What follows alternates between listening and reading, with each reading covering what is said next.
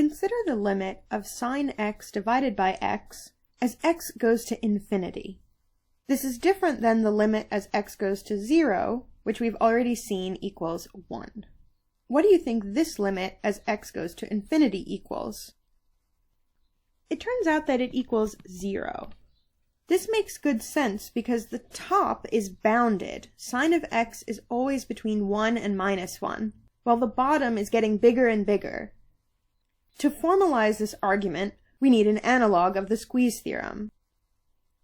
So to rewrite the squeeze theorem at infinity, we would like to replace all of these limits x goes to c with x goes to infinity. But then instead of x being sufficiently close to c, we need x to be sufficiently large and positive. Now for the limit in question, the observation that sine is bounded is going to give us L and U. When sine is its smallest value, -1, we get a lower bound function L of -1 over x. And when sine is its biggest value, +1, we get the upper bound function 1 over x.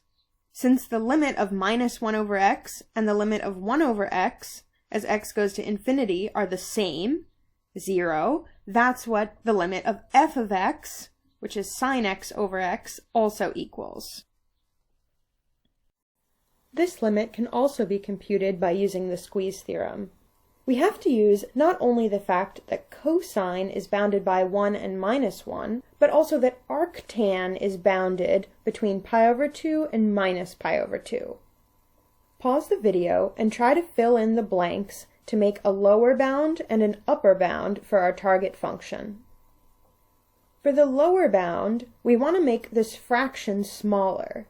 That means we have to make the numerator as small as possible, so we have to use the lower bound of minus pi over 2 for arctan, which gives for arctan is at least -2 pi. But in the denominator, in order to make the fraction small, we have to make the denominator big. So we don't replace cosine by -1, we replace it by +1. On the right side, we're making the fraction big. That means the numerator has to be as big as possible, and the denominator has to be as small as possible. Now that we have our upper bound and lower bound functions, we have to compute their limits as t goes to infinity. Since we have linear terms on the top and bottom, these constants, plus or minus 2 pi, plus or minus 1, they don't really matter. The only things that matter are the t and the 5t. That means the limit is going to be 1/5.